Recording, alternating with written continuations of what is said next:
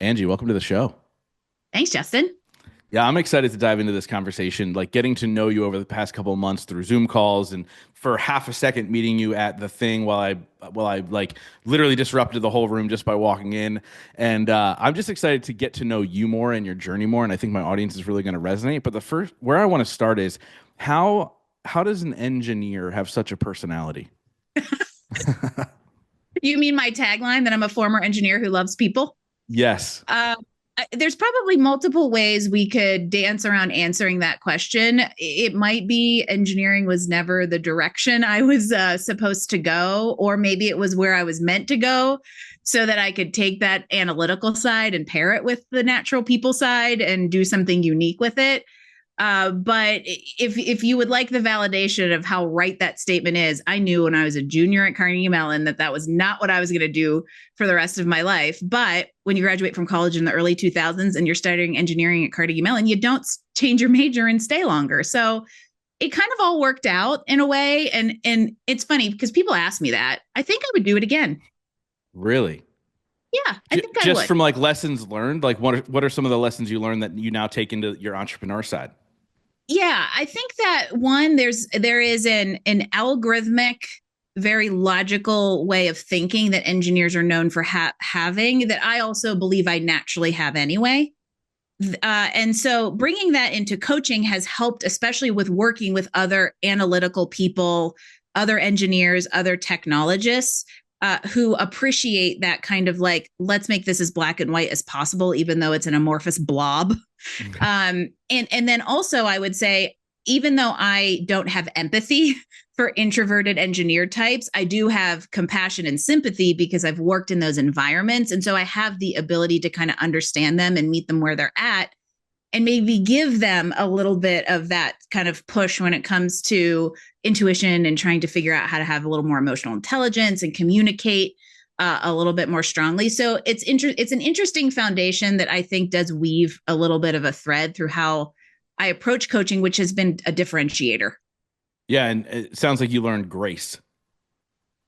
Oh, I mean, would we like to have an entire episode about grace for I've never others, done it grace before. It'd be for the first one ever. ourselves? Yeah, I think it's let's stay there for a second actually. I think grace is something that we don't hear more of. Everybody talks about being an empath or being empathetic to somebody else's, but there's also like grace. Like I see you where you're at. But I'm not going to coddle you where you're at. Like I think that there's a difference there, right? Now, obviously, what you do now in career coaching, there has to be a little bit of that grace as you're navigating people's careers for them, right? Talk a little bit about what that looks like as far as people who want to further their careers. Like this is an entrepreneurship podcast, and we'll get into your journey, but when we talk about people who are looking to further their careers, what does that look like when they sit down with you and they go, I'm lost? Yeah. Well, and by the way, entrepreneurship is a career. And that's why I love the space I get to play because it's a little bit of everything. And also that like the engineering knowledge and ability to kind of like retain a lot of that stuff also helps in having a really broad view of things. And that's part of kind of how I approach conversations with people who are just like, I'm halfway through my career. I'm halfway through my life. Very, very common. I think this is what we used to call the midlife crisis, but I like to call it more of a midlife realization that Yeah. you're maybe not in alignment. And that's typically what's happening. And so helping somebody walk through a decision making or an awareness type of process where we can diagnose what's missing or what isn't working so that we can then translate it into what will or what might work is kind of where I start. It's really, I am, if we go back to, thank you, by the way, for complimenting me on having a personality. I intensely love people. I do. I always have. Ever since I was a little kid, I guess I was one of those 5-year-olds in the grocery store sitting in the cart, like talking to everybody. And it's just always how I've been. And so I have approached this, which is what's so strange about being an engineer who takes this approach. I want to understand the human and I'm Mm. highly contextual. And so I sit and I want to understand so many things about them so that I feel informed enough to guide in a way that will be within alignment and integrity to who they are. And in that exploration and kind of assessment, they oftentimes start realizing things about themselves so we can start figuring out what isn't working to then create a plan for what will. I love that. And I'm so opposite of you. I don't think I like people very much. The funny thing is, people think that I'm this You extrovert hide because of it what I well. do. Yeah, right. So, like, people think I'm an extrovert because of the podcast or speaking on stages, but I'm the guy who gets off the stage and I'm like, give me an hour and a half before you approach me. Like, I need a Yeah, you're reset here. exhausted. Like, yeah. Yeah. And it's one of those things that, like, I feel like I have a purpose and a mission and a message. And so I overcome the introvert in me to go do those things. Same with just getting coffee with a friend sometimes. I'm like, I don't really want to, like right before every time, I'm like, I don't really want to do it. So you and I are very different when it comes to how we navigate those things. But I want to talk a little bit about your, um, I don't want to use the term roller coaster, but your roller coaster journey of Oh, entrepreneurship. it's a roller coaster. Right. And obviously, you've now built this incredible business that your husband works in, and you guys are able to work together and do all these things. Like, that's insanely impressive. But I like the journey. I like, how did we end up here? How do you go from being an employee as an engineer to now helping people, obviously building your own company and helping people navigate their careers? How did that all unfold for you? The journey is the perfect word, and it seems so contrived now, but and this is going to be about as woo as I'll get. So here y'all go. You I think, really just wait. believe that these journeys were meant for it. You just made a perfect example of yourself, of you have a purpose and a calling, and it pushes you out of your comfort zone because that's what you're supposed to be doing if you're using your purpose and calling to impact others. And a lot of times I find that we don't realize the purpose or calling, or that we're working in it, until the journey has put us at that spot on the map. And for me, that's exactly what happened. And so the Reader's Digest version is, I grew up, I'm Pennsylvanian, woohoo, from the other side, go Steelers. Although I am No, a Phillies birds. Let's fan, go, birds. or Let's I'm go. sorry, I am an Eagles fan coming up here. You have to. Everybody in the world, except for the small little pocket of wherever they play and is rooting Is for an the Eagles fan Eagles. right now. Yeah. And I grew up in a really interesting, I was born in 1980. So am I a Xennial? Am I a Gen X? I'm not a millennial. I have millennial tendencies, but I was raised in the country of Pennsylvania in a very like what I would call conservative in just about all facets area. However, my dad was my high school math teacher for all the accelerated, like 3 of the 4 years. And Wow. my parents instilled in me this idea that I could be anything I aspire to be. Now, I think because they're boomers, that was within some confines. Yeah, yeah. And I Don't don't go and too crazy. entrepreneurship was not one of them. That was not a word we were taught in school in Podukville, Pennsylvania. But there was just some very early stage unique belief systems that I feel like were seeds that were planted that, when combined with various personality traits, put me on this journey that, yes, okay, went to engineering school, did that, moved to Boston, and lived in Boston for 7 years and learned how to ski. And while that seems kind of a weird thing to bring to this conversation, it was a huge catalyst to getting on the journey I was meant to be on, because it's what brought me to Colorado. And I have a huge sense of place as Mm. far as like being fulfilled and satisfaction. And I realize that because I live in the place that really does fulfill and satisfy and fuel me. And that really put into these wheels in motion. That, I moved here, I'm sitting in a cubicle doing CAD work, looking outside at a beautiful blue sky, going, why am I doing this? And decided that it was time to change careers. And so I think that was the first big seed to the work I do now, because I took a giant leap off a huge cliff in the middle of the Great Recession and left an engineering career, stable, high paying. We're not going to talk about that 401k and how much it would be worth now. Yeah, right. To just go find, like, really, it was not very well informed. And if I had that to do over again, I'd probably do a little research.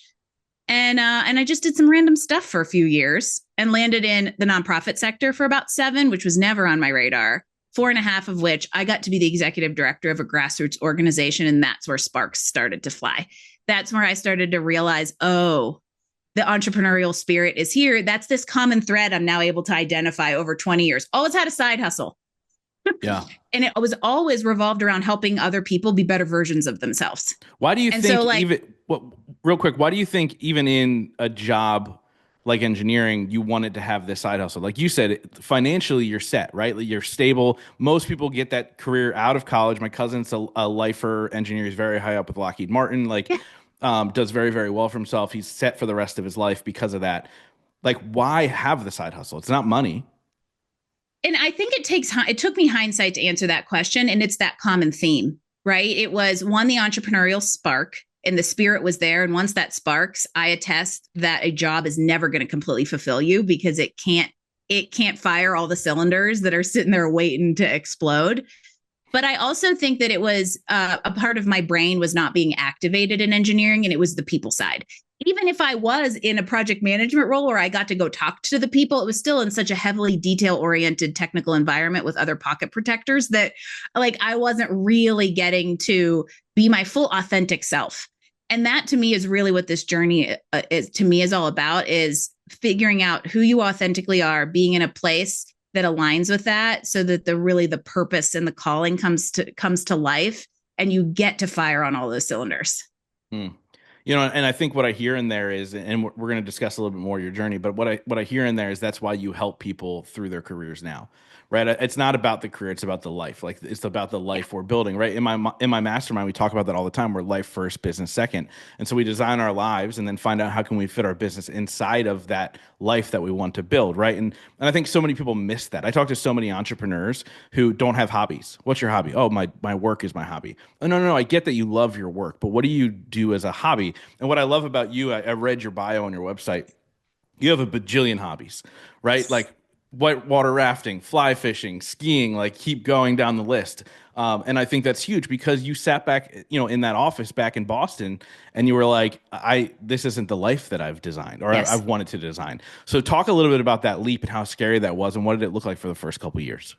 Well, I feel like I made a face there for a second because you literally took words out of my mouth that I tell people, which is design the life you want to have, and then find the career or create the business that's going to support it. And I think one thing I realized when I took that leap of moving from Boston to here, for some reason, growing up where I did, I am extremely risk tolerant. And I actually am pretty change tolerant, which I sometimes think's odd for where I came from and the age that I am. Yeah. And so for me, the leap didn't feel so scary. It felt necessary. And one of the reasons I think that was the case is I also kind of segued into it because I moved from Boston to Colorado through transfer. So I kind of two-stepped it, right? Yeah. Like I came here as an engineer and then, made the really, really big leap from a career perspective. And when I was moving, I remember having like all these ski friends that were like, "Oh, I'm so jealous. You're doing what I've always wanted to do. You're living the life I want to have." And I remember just thinking in the back of my head, "Well, there's nothing stopping you from doing this." Yeah. And it made me realize that we stay small and we Mm. tend to accept this mediocrity of like, "Okay, fine. I've got these handcuffs. I've got this job. This is what I have to do because this is what society tells me I have to do," instead of saying, "Wait, is there a way I could have a more fulfilling, more life-driven existence and have a career that supports it?" We just don't take those risks. And I was like, I guess I'm doing it. Yeah. And you've had countless conversations with people who are afraid to have those risks. What do you think is the main thing holding them back? I think that there's, the older we get, the more responsibilities there are. And so it feels like, and sometimes there are too many repercussions or too many responsibilities to potentially have to sacrifice. I think that's one. There is truth to I can't do this because I have this responsibility. However, I also believe we make that choice.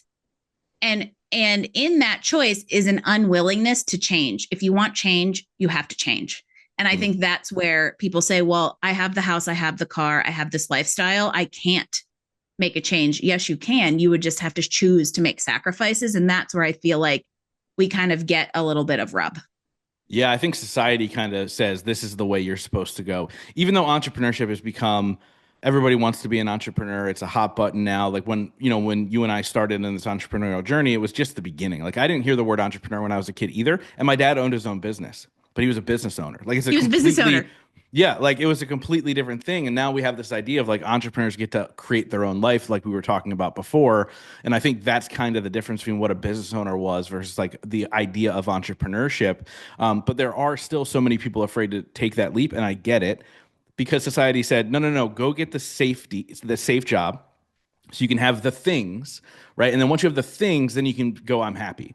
And then they realize down the road, and I'm talking about massive CEOs that make, millions of dollars a year. They also feel empty. Like it's not the things, right? It's about creating the life for yourself. And so How do you navigate that with somebody? Because you, in a sense, have to push them into their discomfort in order to do so.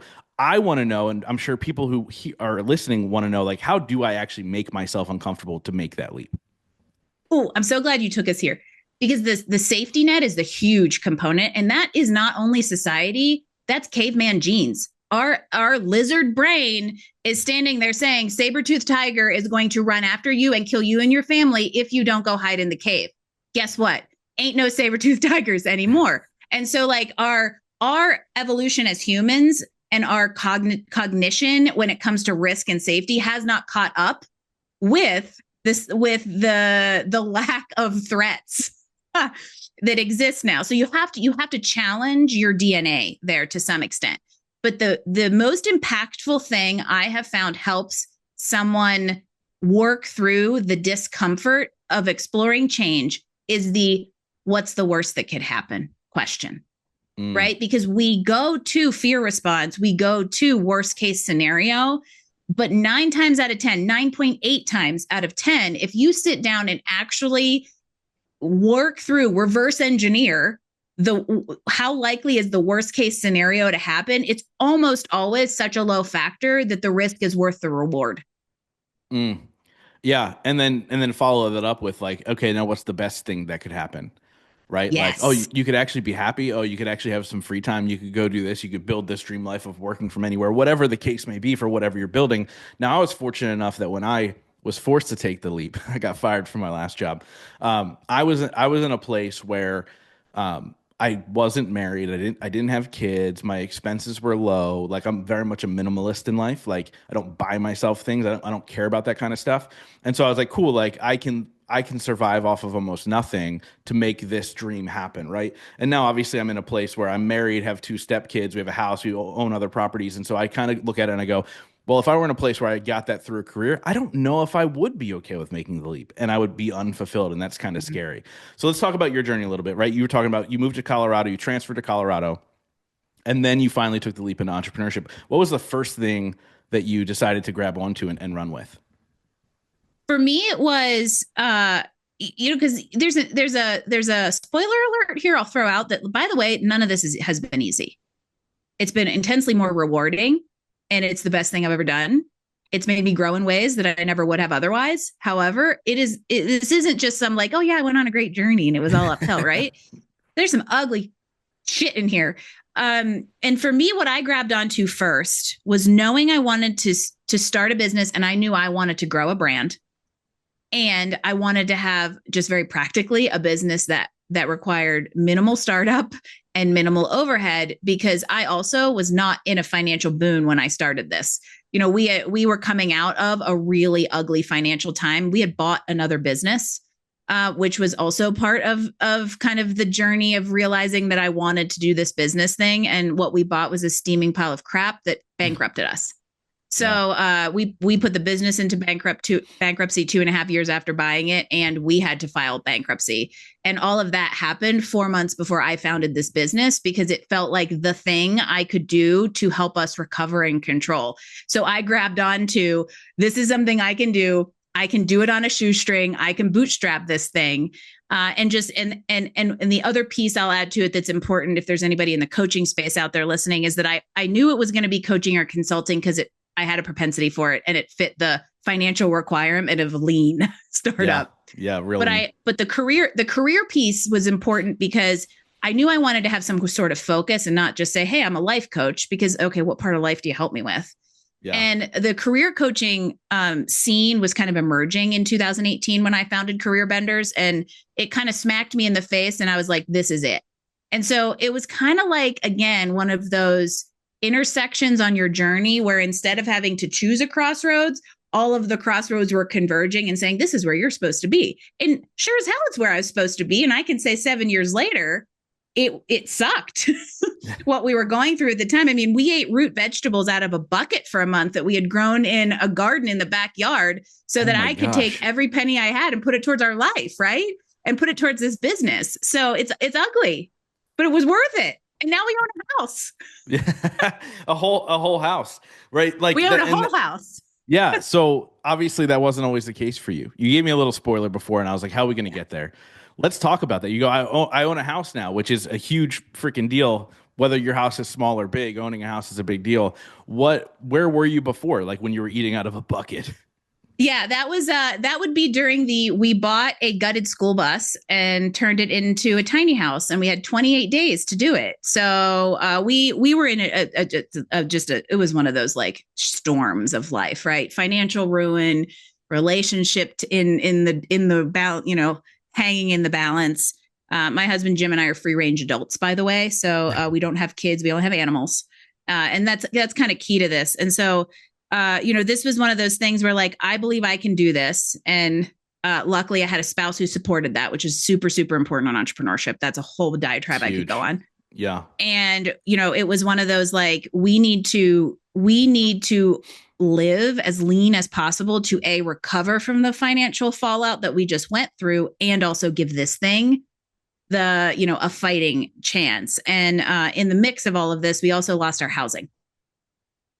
And we live in Colorado, but we live in the resort area in the mountains. So at this point, we lived 18 miles from Aspen, Colorado, which is not a cheap place to live. And we had lived in the place we were renting for 10 years. So our rent was super cheap. Turns out they were going to put the property on the market, didn't want anybody in there, and we got ousted after having just filed bankruptcy. So I can't go fill out a credit app and be accepted anywhere. We had 2 dogs. There was like nowhere to go. And I had fallen into like the van life Pinterest rabbit hole. And so all of a sudden this bus life thing showed up before it was cool during COVID. And so, either God or the universe, whatever you want to believe, provides when you need. And so we found a gutted bus 4 hours from us for exactly the amount of money I had. Not the amount of money I had budgeted, for exactly the amount of money I had. And so we bought this bus, we drove it home, we parked it in the driveway. Luckily, we're big DIYers. And we spent 26 days in October, by the way. Remember, I live 7,000 feet above sea level. It's cold to get ready to live in this thing in winter. So we slapped up some insulation, slapped up some walls, and made it a little construction site that we moved into. And while we were building it, we harvested everything that was in the garden that was on this property, and we ate vegetables out of a bucket. I'd buy a little meat, and every single time I signed a client, I'd be like, okay, I got a client for $900. What do we buy for the bus? Okay, I got a client for this much money. What do we buy for the bus? And it was like literally an in and a back out, and an in and a back out. And I'm meeting with clients in construction clothes while Jim's out helping these people with $300,000 jobs. And I'm like, I'm moving into a bus, right? So the imposter syndrome was huge too. And so it was just a really interesting ride, but also kind of fun, because then we ended up having this very, very makes you fun at parties topic of conversation. Oh, schools people. So we lived in a 225 square foot school bus tiny home. They're called schoolies for 4 years, while career benders grew and flourished. And 5 years after bankruptcy helped us buy my first home at age 42. Wow. That's such an incredible story. And I think it's the catalyst for so many people who are entrepreneurs who are in that pit right now, who like, just keep going. Like that's the part people miss, right? Like in 2020, when COVID hit, I lost 75% of my income. And I was like, I've got 2 options here, right? I figure out how to rework my business to make money without me having to speak or do events, or I go get a job. And both are on the table. Like people offer me jobs all the time. Like it's the weirdest thing. They're like, hey, come work for me. Hey, come do this. I'm like, dude, I work for me. Like that's just how it goes. Anyone out there who's ever worked with me right now is going, who is this guy? I hate him. And so every job seeker listening right now is going, you know what it is? I think this is my answer to it. It's probably not the real answer, but I feel like opportunity arises sometimes when you're not looking and your head is just down and you're doing the work that you need to do. Right. And so like, I kind of looked at it from that standpoint. And that's kind of why these opportunities were arising for me, but I stuck to it. I had a great partner who supported me in this crazy thing. And she looked at me and she's like, we'll figure this thing out. Yep. And we did. Right now, if I was with a partner who didn't support that and I loved her, it would be a lot harder for me to put us through that situation. Now she does very well financially. It helps out all those things. And so like, she was like, we got this. And like, it allowed me to build something even better than I had before. And it's been a true blessing. And so I want to talk about the importance of a supporting partner. What did that look like for you and your husband supporting you through this craziness? Because my wife would not move into a bus. Well, let's just get this straight. He didn't want to move into the bus until the whole housing fallout. And then he looked at me and went, maybe the bus is a good idea. Right. So sometimes you just got to do what you got to do. And I would say that he looks at the bus as a means to an end, whereas I'm like, I kind of miss the bus some days. But it ultimately, I think that there's a lot of layers to it. Very practically, obviously, there's the financial component of support. Jim is a sommelier and was working in bars and restaurants at this time. So my counterpart was like, we're talking like tips, right? So we're building a bus, I'm building a coaching business, and we're eating potatoes while he's bringing in, $160 home a night, right? This was not a pretty financial picture. Yeah. And so the fact that he was willing to, cut every single luxury or even just most basic needs is one thing. That's just very practically. And not all financial situations are going to be like that when you're going into an entrepreneurial endeavor. And in fact, I would tell you maybe think about it before you go that far. But you have to have somebody who's willing to kind of take a little bit of that load, especially, our relationship over 15 years has ebbed and flowed with who's the financial kind of breadwinner. Now it's definitely me in this business, but this business wouldn't be what it is if I didn't have that background support, even from something as simple as the guy makes sure I'm fed and watered, right? He came in this morning, good old restaurant guy that he is, and bust my little workstation, refilled my coffee, filled the Stanley, right? So it's just very practical support there. But I think the biggest thing is the mental emotional component of them trusting you as much as you trust yourself, that the thing you're doing is going to work out in the long run. Yeah. And it's so true. And like the mindset you need to go through that and continue to push through it is the tough part. What did you do to stay driven, right? Like, did you surround yourself with the right people? Were you like, because you were clearly like, you could have went and got a job as an engineer. Like, that's the truth. You didn't want to. So what kept you going? Right. But I couldn't, right? But what because kept that part going? of me would have died. It's true. It's a little bit corny, but Napoleon Hill was onto something with Think and Grow Rich and having faith and trust in what you're doing. And faith and trust does not mean smooth sailing. It actually is the opposite. It's the baseline that you find within the ups and downs of the entrepreneurial. I don't know if I can swear the F word on this show, right? That's what it is. And I think that I was gifted and blessed with a really strong intuition. And actually somebody told me that outright the other day. And I was like, oh, okay. And I think that because of that, there was a sense of knowing that I was on a path that was going to work. And that just pulled me through. Now, very practically, I got in my car 3 weeks a month and drove 3.5 hours through the mountains of Colorado. This is not a flat, straight interstate like in Kansas to Denver. Pennsylvania, down the Pennsylvania Turnpike. This ain't no turnpike, friends. I got in my car 3 times a week, drove 3.5 hours to Denver, and spent a 48-hour blitz of networking and clients and talking to every single person I could practically talk to tell them about my business. Then I would get back in my car and come home. And at that point, the extrovert was actually exhausted. Yeah. And I did that for 3 years until COVID helped me not need to do it anymore.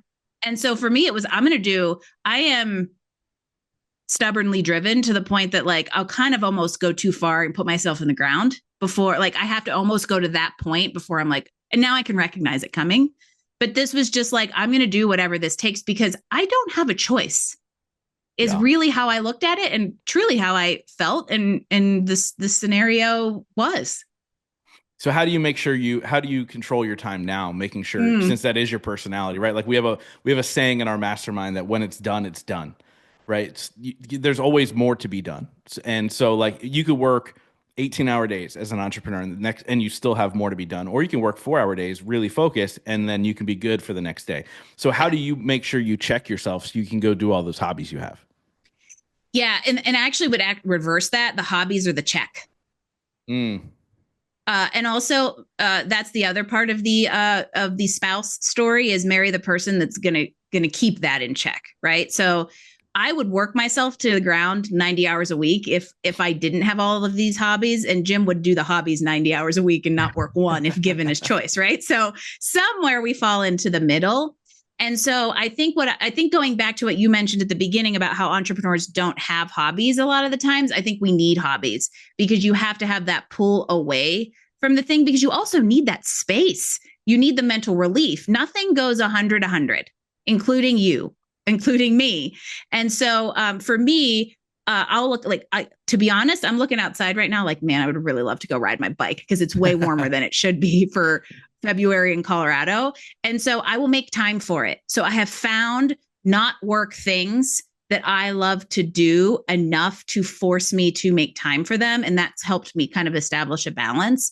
And I've also now, after 7 years in business, figured out kind of what that balance is from especially like a client in a meeting load. So like I do 4 days a week and I am so much better when I have 3 days to go adventure, recover, do a little back end stuff, and actually not talk to people. So as an extreme extrovert as I am, I have figured out where that threshold is. Yeah, I'm also a 4 day person. I'm trying to get to three. Me too. So like right now, like you can't find a calendar anywhere where you can get on a calendar call with me on a Friday. Like it doesn't exist. Now I'll talk to people on Friday if I want to. Like, oh yeah, you're fun. I'll talk to you. But yeah, I think that's super important is to protect your energy and protect your space because if you don't, you will go absolutely crazy. Even if you have the success, you will still drive yourself crazy. Yeah. And I've never heard of a story of somebody on their deathbed where they go, "Man, I wish I worked more." Like That's what I was thinking earlier. You know, I was thinking the exact same thing earlier when we were talking about the kind of like the risk and what holds people back is that you're never on your deathbed going to go, man, I really shouldn't have left that job and tried that thing I wanted. Right. You can always go back, but you don't know until you try. And I definitely subscribe to a little bit of that. What have you got to lose mentality? Because you're not going to regret it when the time comes. yeah, it's so true. So my keynote that I give is about the 5 people to surround yourself with. We all know the quote by Jim Rohn, but I have specific 5 people, which is like your cheerleader, your bruiser, your softie, your mentor, and your coach. And I believe at any given time you need these 5 people in order to succeed, at least at a high level. Not saying if you don't have them, you won't. You can always find a way. Everybody has their own unique story. But for me, it's become so much easier. So I want to ask you, who are you surrounding yourself with as you grow? And I'm sure it has evolved over time. But how do you make sure you're surrounded by people who think the way you do or move forward the way you do? One, I think, is intentionality and also being able. So I put people into 3 buckets. Do they free you? Do they fuel you? Or do they deplete you? And if they deplete you, they need to go. So you have to know where people fall into the spectrum. And I also think that you reach a certain point in life where you have less energy to give to that. And so you're willing to cut it off. So one, I do not surround myself by the wrong people anymore. And I think that's important because I think, especially women, y'all are probably out there shaking your heads. We tend to feel bad about doing that. So that's one. And then the other would be what I mentioned, like, you know, Jim is my adventure partner. So having the adventure and the free is a huge, huge component. And he is 100% of that bucket. And then, you know, other than that, I have tons of amazing peers and I focus on people who I can feed, but who can feed me. And so you end up with that kind of like well-roundedness and being very intentional when you meet somebody who feels like they're going to fit one of those and holding on to them and cultivating relationships is the key to it. You know, side note, it's one of the reasons I actually love also being a podcaster is because it has actually helped me have an excuse to engage people like you, right? You know, literally 20 seconds of a drive-by and passing at the thing as I'm about to leave and Justin just happens to be in the room and good old Terry Weaver goes, you should have her on your podcast, and boom, here we are, right? Yeah. And so just in that moment, but had that ask not been there or that reason to connect and talk not been there, it wouldn't have helped me plug in with you and other people who I feel are in that like lift you up type category or who are at or above the level that kind of create that inspiration. So that's just one little, like, it's not so much a plug, but just an example of something that created an environment for me to have those intentional relationships and kind of collect those community and a way to engage with them. Yeah, that quote, like your network is your net worth, or like I like how Mike Kim, who's one of the keynote speakers at my event, he says, you know, relationships are rocket fuel, right? The people you surround yourself with helps you change the game. And if they're depleting you, that's the end of it, right? That's going to Mhm. deplete you, destroy you. You're not going to have the energy to do the things you're supposed to do. And not only that, like it's so funny when people talk about like, well, I don't want to level up because I don't want to leave my friends behind. Well, spoiler alert, you don't have to say to your friends, "Hey, I no longer want to spend time with you." They'll actually find their self like out the door, like because you're just in a different headspace, right? And so they don't want to Yep. be around that. Negativity fuels negativity, and they know that and they love that, and so they'll see themselves out, right? Now, And that's a, uh, that's a fear of success right there, by the way. a That, hundred oh, percent. I'll lose my friends if I succeed at a thing. And you should be very, very careful with that limiting belief. Yeah, that's a big one, and I think and I it seems like a different person, but I used to have that fear. I used to have the fear of success of like, oh my gosh, if I get this, what then? Like it wasn't even necessarily like, oh, I'll lose my friends. Like I have friends that are multimillionaires and I have friends that make $40,000 a year. I don't care. Like my level of like entry is like, are you a good person? Right? Are you giving more than you're receiving? Like really Yeah. basic stuff, right? Um, and so like for me it's I was so afraid to like of okay then what fire am I going to be held up against if I have this success, like there was that major Mm, thing, and then I realized you just evolve into the person that can handle the fire. yep. And And you were so like probably supposed to evolve into the person who could handle the fire, right? It's just it, interesting how that, like, you almost keep leapfrogging yourself. yeah, so one thing I say all the time, and this is a plug for my event, but one thing I say all the time is I hate people who speak on stages who refuse to attend events. Like I literally made it a purpose of mine in 2024. I was like, I'm just going to attend events. Like I don't care if I was invited, as long as there was like a separation of three people, right? Like I knew somebody who knew the person running the event, or I knew somebody who knew one of the speakers speaking. I was like, I'm in the room, because the connections are unmatched. To get into a room full of people that are operating at a high level, that changes the game. So shout out to you for getting a ticket to my event and also bringing two friends, which I love. I'm coming, Um, everyone. Come meet me. no, I love it. And so what I realized is I don't know if it was because I was speaking it out into the universe. Like past speakers at my event bought tickets to come this year. Like speakers at other events Yep. bought tickets to come and be in the room this year. Like the room is just filled with insane people that is going to be, I mean, you'll have podcast guests for days. Like you're gonna I like the know. the connections are gonna be amazing. So shout out to you. Thank you so much for doing that because it is a commitment. And plus you get to come back to Pennsylvania, which is Plus, a I get good to thing. come to good old PA. And I'm going to tie a couple of things together of what you mentioned. I think that the relationships is rocket fuel, or your network is your network. It net worth is truer in 2025 than it has ever been for a lot of reasons. And I think that one of those bleeds into this idea that if you're, it seems very fundamental that are you a good human is your barrier of entry, but that's loftier than you think in this day and age of disconnection and inauthenticity. And if you're creating an environment where people can actually connect as real authentic humans, they're going to gravitate towards it and they're going to keep coming back, which means you're probably stuck with me for like years. Let's go. I'm game. I'm game. So it's so true. Like I look at my Rolodex of friends, right? And I go, this is, by the way, for the young people listening, that's like your contact list in your cell phone. But like I look at my Rolodex of friends, I'm like, this is crazy. Like these people who reach out to me, and you would think they would never be in my space, but this podcast has allowed me to network Yep. into ridiculous rooms. And then I think that idea of like I try my best to give as much as I possibly can. I try my Mm-hmm. best to be a good person, and I think that translates. And everybody's then on the same playing field, which is probably why you and I vibe so well. Is just we're just Yeah. good people who are looking to cheer people on and be accepting of who they are and all the wonderful Mm-hmm. things. So I want to ask you this. It's a question I ask every single person. We kind of talked about it before, about being on your deathbed and saying, "Oh, I wish I worked more." But I want you to kind of fast forward to the end of your life, and you're on your deathbed, and everything you've created, your podcast, everything is gone. It doesn't exist, and you can only be remembered for one sentence. What would you like that sentence to be? Angie, you gave me hope. Mm, I love that. Ooh, I got a little misty on that. But it's so Yeah. true because here's the thing. And the reason I say that is because a lot of times I'll have an intro call with somebody who is in that struggling place. And just in 25, 29 minutes of helping them feel heard, they'll say to me, sometimes they don't even end up working with me. And that's really fine. But they'll say to me, this has been such a great conversation. I feel like I have hope now. And it is the most rewarding thing I could give someone. I love it. It's powerful for sure. And you're doing that. You're doing that every single day without a doubt. Even just sharing your story of overcoming the obstacles that you've overcome gives somebody hope. Like somebody who's living in a bus, who doesn't want to be living in a bus goes, "Oh, wait, there's hope. There's opportunity." And so obviously, look, you've created this massive success for yourself. So I want to ask you this question. It's a two-part question. The first part is, what is your definition of success? The second part is, what are three things you do every day to ensure that success for yourself? So, my definition of success is that you have designed that life and found the vocation or the purpose or the work that allows you to live authentically. You know your authentic self. That to me is success.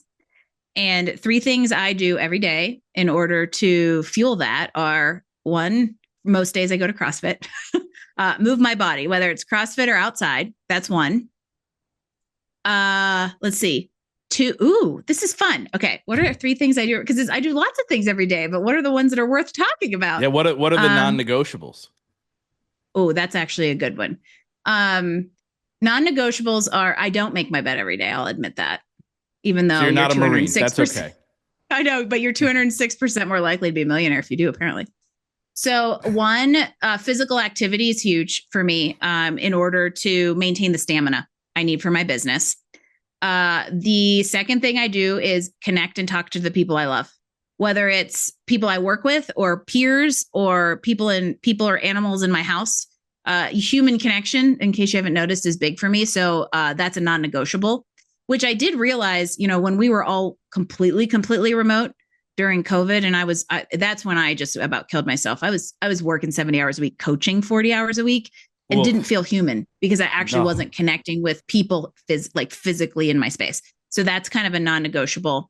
And then the third thing is, this is going to be a weird one, but it's totally true, is we are very conscious about what we eat. And that doesn't mean I don't eat candy. There's a sugar covered nut on my desk right now, but by the way, that's not candy. Hold on. Growing our food. That's like a healthy candy. You can take something super healthy and put a little bit of sugar on it. That's healthy. It's actually a rose praline from Lyon. So there you go. It's even cultural. But I have realized after, because, also I had some very unhealthy years mentally, physically. And so for me, taking care of the vessel with which I do my work is critical. And that's actually all of the things, right? Get movement, talk to people, mental, and make sure, we eat well. We love to cook. And that's something that kind of, is actually a little bit of a hobby and a wind down too. So that was a very rambly way to find my three things. I process out loud in case you didn't notice, Justin. No, it's great. And it's one of my favorite questions that I ask, because somebody asked me a long time ago. I was speaking at an event, and I did like a Q&A afterwards, and somebody said, "What's the common theme behind all the successful people that you interview?" And I was like, I don't know. Like look at the gamut of people I've interviewed, like Burt Kreischer to Gabby Bernstein to Ed Milet. Like, what's the common thread here? And I realized that question was the thing that was the common thread. And I realized the things they did every day were to serve themselves so they can serve others. And like that was like a huge aha moment for me, because especially when you're an impact-driven entrepreneur, you want to give and give and give and give and give, but you're going to deplete yourself at the end, right? Yeah. And so in order for you to give to your clients as you help them navigate the next level of their life, like, you have to make sure you have the energy, you have the stamina, you have the peace in your own heart that says, okay, I can now pour into these other people. And that's absolutely huge. You can't fill from an empty cup. That's it. So I always say, this is something that I said one time. I ran a virtual event during COVID, and somebody said something about, I feel guilty taking money for helping other people. And I go, look, you got to fill the shit out of your cup in order to help other people. So go fill the shit out of your cup. Are we about to start an entirely new episode? Because I literally was talking about this with my mastermind group yesterday, because, with various like unemployment and labor conditions, they're like, well, I feel bad. I'm like, you can only have so much impact as success in your business financially. There it is. That's it. Yeah. And the whole idea of like, what's in your cup is for you and whatever flows is for others. As we grow as people, our cup tends to get a little bit bigger. It just means you got to go make more so you can give more. Yeah. Like, that's the beauty of all of it. So with that being said, I wrap up every single interview with the same question. But before we get there, what's all the good stuff? How do people find you? How do they work with you? How can they reach the next level in their career working with you? Oh, okay. You can find me at careerbenders.com. Also on social at careerbenders. But if you want to follow along on the antics, that's Angie on an adventure. So that's the lifestyle stuff. I'm very active on LinkedIn, is a great place if you want to see what I'm spouting. And you can find all the ways to work with me at Career Benders as well. And the important thing is wherever you're at, we meet you there.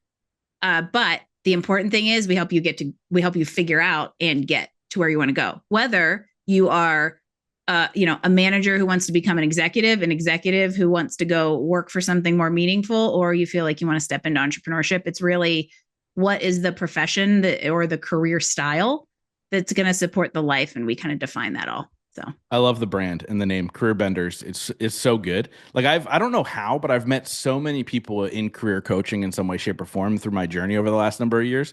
And your branding is the best, without a doubt. thank you. Like, yeah, it's you're like, I know, it's real good. I came up with it That's what myself. I said too. I wanted a brand, and that's why I coach all the other career coaches on how to do that now. But here's the funny story: is it started because I sat down and I thought to myself, what do I want to do? How do I want to help people? I want to help them shape their future. But Career Shapers was really stupid. So I went to the thesaurus, popped in shape, found bend, and magically careerbenders.com was available. And so there you go. I had a crappy little clip art logo of a bending barbell and everything. So it's a much better fleshed out brand, but the origin story is, just kind of a little fun of where that comes from. Back when you could get 2-word URLs, like they were available back then, like which is wild. I've been trying to buy growthnow.com forever, and they want a ridiculous amount of money, and I'm like, I'm not doing it. Like, I'm just not doing it. So like I said, same, no more mondays.com. The price did drop, but we're still like, yeah, no. Yeah, you're like, not worth it. We'll find a way around it in some way, shape, or form. So like I said, I wrap up every single interview with the same question. Since the show is called The Growth Now Movement, that question is, in your life, what has been your biggest moment of growth? Oh, the total financial ruin.